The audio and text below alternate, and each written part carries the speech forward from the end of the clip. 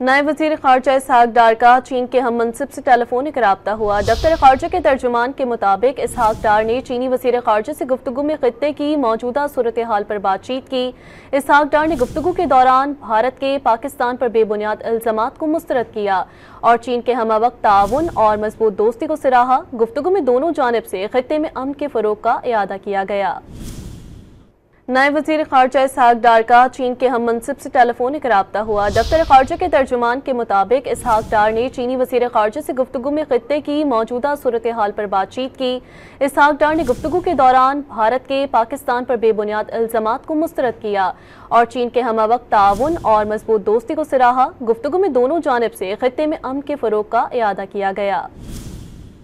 نائب وزیر خارجہ اسحاق ڈار کا چین کے ہم منصب سے ٹیلی فونک رابطہ ہوا۔ دفتر خارجہ کے ترجمان کے مطابق اسحاق ڈار نے چینی وزیر خارجہ سے گفتگو میں خطے کی موجودہ صورتحال پر بات چیت کی۔